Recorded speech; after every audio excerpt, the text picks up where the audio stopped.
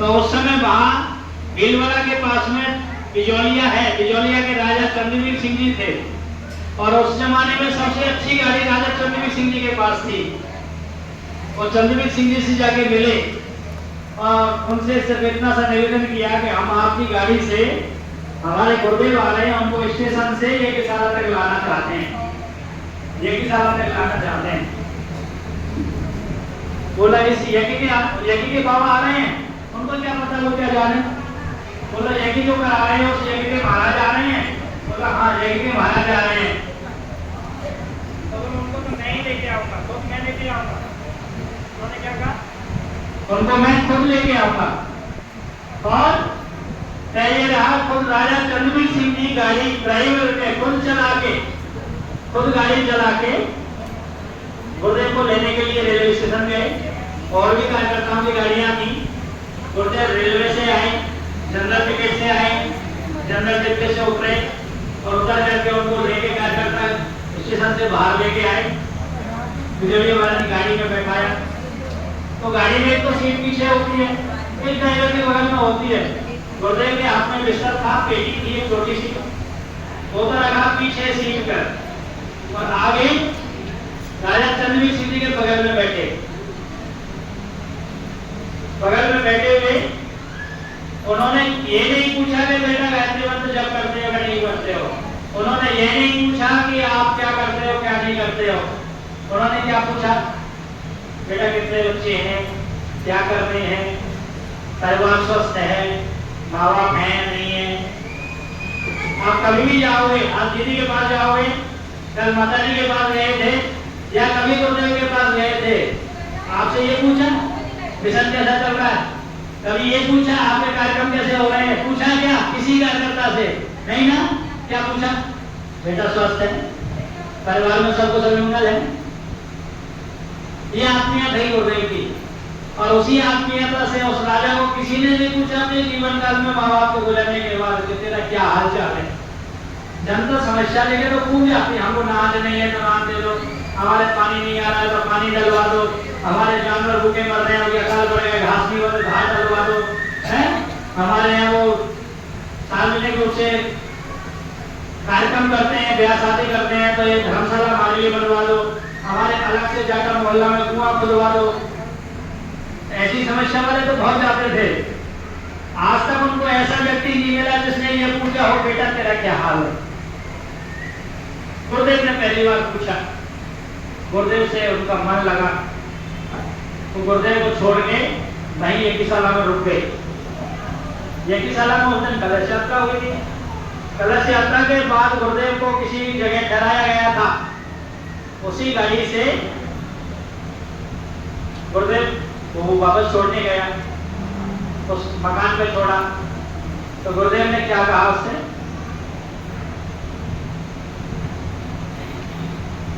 रास्ते में उन्होंने कहा कि महाराज मेरा एक निवेदन है, एक समय भोजन आप मेरे साथ मेरे घर करें। तो हम तो कर लेते हैं। उन्होंने कार्यकर्ताओं से कहा मैंने गुरुदेव से निवेदन कर दिया है, शाम को भोजन मेरे यहाँ बनवा रहा हूँ। कार्यकर्ता गुरुदेव के पास गए, बोला गुरुदेव शाम को राजा चंद्रवीर सिंह जी के यहाँ आपके भोजन के लिए व्यवस्था की जा रही है। बोला बेटा उनके यहाँ गायत्री की स्थापना है क्या, उनके यहाँ देव स्थापना है क्या? जहाँ गायत्री माता की देव स्थापना नहीं है वहां तो मैं भोजन नहीं करता। मातेश्वरी को भोग लगा के तो करता हूँ, मैं तो माता का भोग ही तो नहीं करता हूँ और माता ही नहीं तो भोग किसको लगाऊंगा। इसलिए बेटा मैं तो नहीं कह पाया उससे, तो ये कह देना कि घर में वो गायत्री माता की देव स्थापना करा ले। कार्यकर्ताओं ने किस तरह से कहा, कैसे कहा ये अलग बात है, लेकिन दूसरे दिन यकी में उन्होंने आकर के राजा चंद्रवीर सिंह जी ने दीक्षा के लिए अपना गौरव भरा और क्या कहा, दीक्षा लेने से पहले मैं गुरुदेव से मिलना चाहता हूँ। गुरुदेव मंच में थे, 1008 कुंड का यज्ञ था। उस जमाने में बहुत भीड़ होती थी, आपको पता। इसी तरह गुरुदेव मंच पे बैठे हुए थे, बुलवाया उनको। जैसे श्री गुरुदेव के पास आई, राजा चंद्रवीर सिंह जी को बुलाया, पास में बैठाया मंच पे, बगल में गुरुदेव में बैठा गया। उसने गुरुदेव हम तो राजपूत हैं, हमारे तो राजे महाराजे मिलने के लिए आते हैं, हमारी रिश्तेदारी भी ऐसी है, हमारे घर में तो दारू की बोतल खुलती है, मीट भी बनता है और ये होता है वो होता है, हम कैसे करेंगे? गुरुदेव ने सिर्फ एक जवाब दिया था, बेटा मेरी वाली में ताकत होगी तो तेरी चली जाएगी और तेरी वाली में ताकत होगी तो मेरी चली जाएगी। तुमको गायत्री मंत्र की दीक्षा ले ले, गायत्री मंत्र की दीक्षा ले ले। और राजा चंद्रवीर सिंह जी ने 83 या 84 की बात है, परंतु गुरुदेव से गायत्री मंत्र की दीक्षा ले ली। वो उस जमाने के भावी मुख्यमंत्री थे, इतनी पहुंच रखते थे कि मुख्यमंत्री कौन बनेगा वो तय करते थे, इतने बड़े कांग्रेस के नेता थे। गुरुदेव से प्रणाम करने गए तो गुरुदेव से कहा, गुरुदेव मैं तो राजनीति में जाना चाहता था। बोला राजनीति तो अब तेरे पीछे डोलेगी बेटा, तेरे पीछे डोलेगी, तेरे को मैंने राजस्थान का मुख्यमंत्री बना दिया, गायत्री परिवार का, पूरा गायत्री परिवार संभालेंगे। काफी दिन मुझे उनके साथ काम करने का मौका मिला, उन्हीं के मुख से सुनाई है। अभी 4 साल पहले उन्होंने शरीर छोड़ा है और उस दिन के बाद से लेकर के शरीर छोड़ने तक ना कभी शराब को हाथ लगाया, ना कभी घर में मीट बना, रिश्तेदारी अपनी जगह, अलग से एक वो बाड़े होते हैं ना, अलग से जो घोड़े अस्तवर रखने के काम आते थे, अलग से महल थे और उनके पास उसमें वहीं मेहमानों को ठहराया जाता था, वहीं बनता था। उनके महल में कभी नहीं बना। एक बार कोई खास ही प्रेमी उनके दामाद आए थे, बेटी की जमाई, वो और छोटा जो भाई है बेटा, उसी का सगा बेटा, उसके पिताजी आए थे, यानी छोटी बहू के पिताजी सगे रिश्तेदार थे। बोला आज हम भोजन तभी करेंगे जब राजा चंद्रवीर सिंह जी हमारे साथ भोजन करेंगे। रिश्तेदार आपस में मनवार करते हैं एक दूसरे की। भोजन से पहले बोतल भी आई, बिल्कुल 1% भी राजा चंद्रवीर सिंह जी का मन ही नहीं था ऐसा हो मेरे महल में। वो जैसे ही उन कमरे में गए, जिस कमरे में जरा मंगाई गई थी, गुरुदेव को प्रणाम किया, रिश्तेदारी निभानी है, वहां गए और गए, उन्होंने ढक्कन खोला, राजा चंद्रवीर सिंह जी को उल्टी हुई उसी टेबल पर। मात्र ढक्कन खोलने से महक से ही उल्टी हो गई। आप ये देखिए, तो रिश्तेदार भी अपने आप ही वहां से उठ के चले गए। राजा चंद्रवीर सिंह जी अपने कमरे में आ गए, गुरुदेव से दोबारा प्रणाम प्रार्थना की और उसके बाद उन्होंने सख्त आदेश कर दिया कि मेरे इस महल में चाहे बेटा हो या बेटी हो, बहू हो या पत्नी हो, बिल्कुल नहीं चलेगा। मैं रहूंगा, मेरा गुरुदेव रहेगा, गुरुदेव का ही अनुशासन चलेगा। आपको मेरे साथ रहना है या नहीं रहना है, ठीक है। उन्होंने 7 दुकान आगे थी, पीछे जमीन थी, 3 बीघा जमीन गायत्री परिवार को दान कर दी थी गुरुदेव को। गुरुदेव ने शक्तिपीठ बना दी। छोटा बेटा, छोटी बहू और छोटे बेटे का ससुरी तो आया था, वो नाराज हो गए। उन्होंने बिजौलिया कोर्ट में केस कर दिया उन दुकानों पर। मेरे पिताजी ने जमीन गलत दी है गायत्री परिवार को, मेरे से नहीं पूछा, मैं उनका बेटा हूं, संपत्ति में मेरा भी अधिकार है। गुरुदेव को पता लगा, सूचना गुरुदेव तक पहुंची। गुरुदेव ने शक्तिपीठ पे जो परिवार था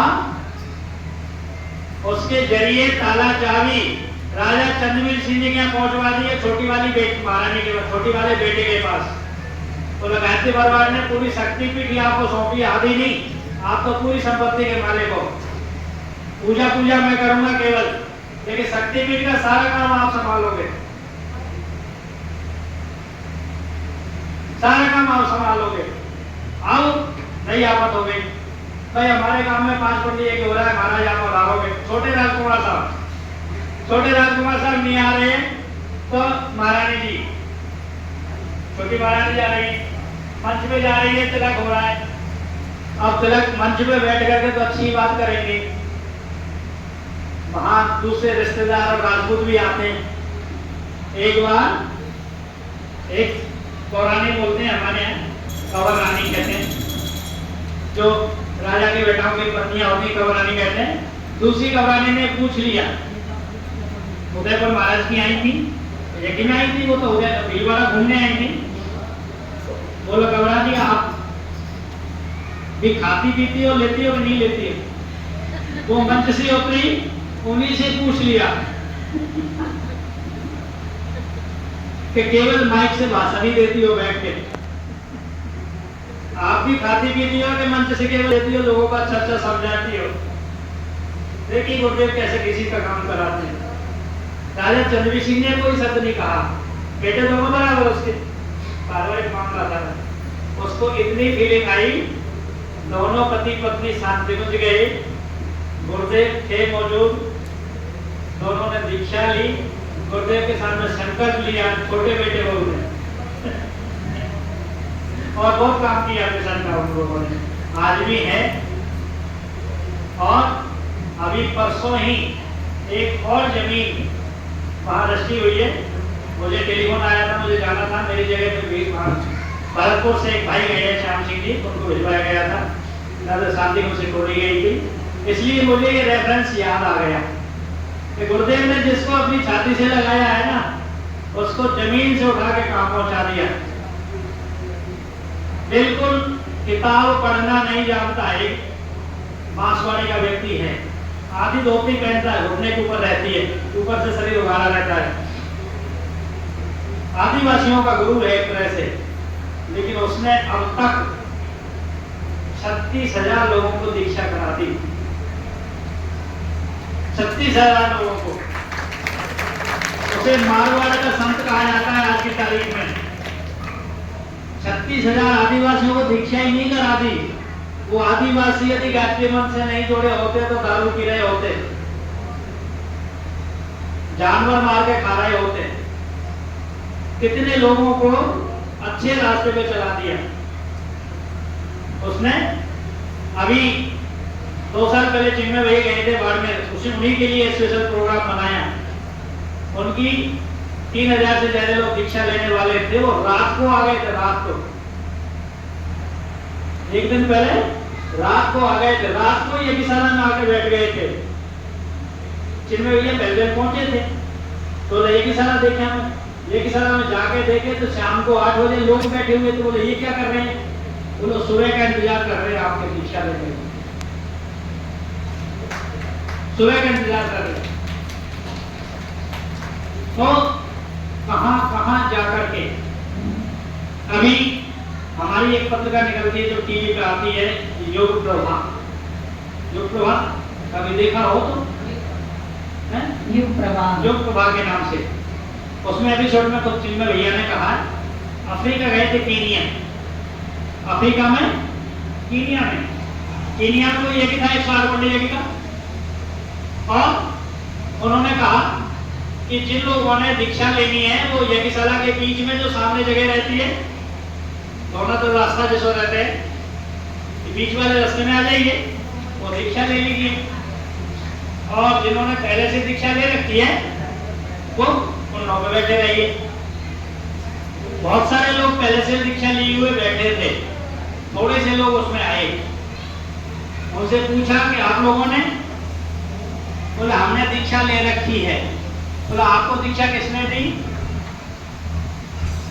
वो तस्वीर की तरफ इशारा किया, बोला हमको दीक्षा इन्होंने दी।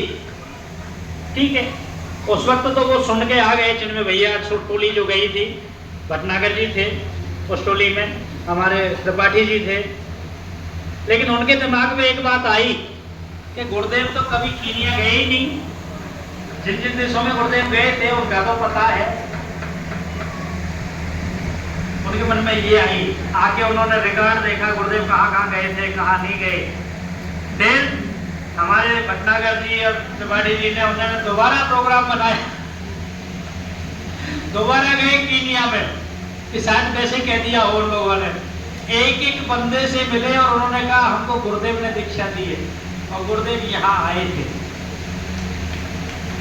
तो हमारे गुरुदेव ने किस रूप में, किस शरीर से कैसे कैसे काम किया है आप और हम नहीं कह सकते, लेकिन एक शख्स ऐसा है जो कह सकता है। कौन? इस समय धरती पर है कैलासानंदगिरी। नागा सन्यासियों का धर्मगुरु है आज की तारीख में, महामंडलेश्वर है।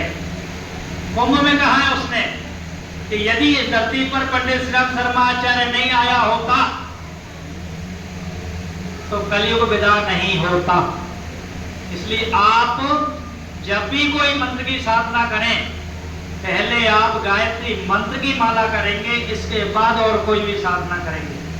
अभी कुंभ के मेले में धर्म संसद में खुले मंच से कहा है, और आप उनका दर्शन करना चाहते हैं, 28 तारीख को नवयुग मार्केट में हमारा एक बहुत बड़ा सम्मेलन हो रहा है हिंदू समाज का ही, उसमें महाराज आ रहे हैं कैलासानंदगिरी जी, आपको सुनने को मिलेगा। दूसरे कहा था नीम करोली बाबा ने, तीसरे कहा था देवहरा बाबा ने। ये हकीकत है, आप सोचिए, प्रैक्टिकल सोचिए, यदि पंडित श्री राम शर्मा धरती पर नहीं आता, कितने यज्ञ हुए पूरे भारत में, पूरी धरती पर कितने यज्ञ को कर पाता, कितना गायत्री मंत्र का जप हुआ है। इस वातावरण का संशोधन उसके बिना संभव नहीं था। लेकिन हमारी मंत्र दीक्षा कब फलित होती है? जब हम शिष्य का समर्पण होता है, दीक्षा देने से नहीं होती। कौरव और पांडवों का गुरु थे द्रोणाचार्य, थे कितने शिष्य थे? 105। 5 पांडव और 100 कौरव उनके गुरु थे, उनको दीक्षा दी थी। एक और गया था भील बालक, एकलव्य को दीक्षा नहीं दी ना, कि दी? नहीं दी। लेकिन एकलव्य ने तो गुरु मान लिया, एकलव्य ने तो गुरु मान लिया। कौन सफल रहा? 106 में से सबसे ज्यादा सफल कौन था? एकलव्य था कि नहीं था? किससे? शिष्य के समर्पण से। आपको गुरु दे या नहीं दे, लेकिन आप में समर्पण है तो आपको मिलेगा, कोई रोक नहीं सकता। उसके बीच में कोई मीडिएटर नहीं है, बीच में कोई बाधा नहीं है, किसी व्यक्ति के जरिए नहीं होता है। ये कर्मकांड कोई व्यक्ति करा रहा हो, आपको जो फॉर्मेलिटी की जाती है उस कार्यक्रम को कोई भी व्यक्ति करा रहा हो, लेकिन दीक्षा उसी परम पूज्य गुरुदेव के तप तेज और अंश को स्वीकार करते हैं। हम किसका तप? पंडित श्री राम शर्माचार्य का। तेज किसका? पंडित श्री राम शर्माचार्य भगवती देवी शर्मा का। और उसी का पुण्य हम हमसे में लेते हैं, और उसके बदले में क्या देते हैं? गुरु अनुशासन। क्या? अंशदान। और अब आप एक बात बताइए, बहुत मंचों से हम सुनते हुए आ रहे हैं, कितने लोग जुड़े हुए हैं अब तक गायत्री परिवार से? कितने जुड़े हुए? जुड़े हुए कितने हैं वैसे सुना है आपने? संख्या कितने जुड़े हुए हैं? संख्या जगह जगह सुनते हैं। कितने करोड़? कितने करोड़? कोई 10 करोड़ कहता है, कोई 12 करोड़ कहता है, कोई 15 करोड़ कहता है। सुने हैं ना? क्योंकि 24 लाख से ज्यादा तो गुरुदेव स्वयं दीक्षा दे गए। उसके बाद माता जी ने अश्वमेध यज्ञ चलाए, लाखों दीक्षाएं हुई हैं, लाखों, एक एक यज्ञ में। लेकिन गुरु दक्षिणा नहीं दी है, इसीलिए आज हम यहाँ हैं।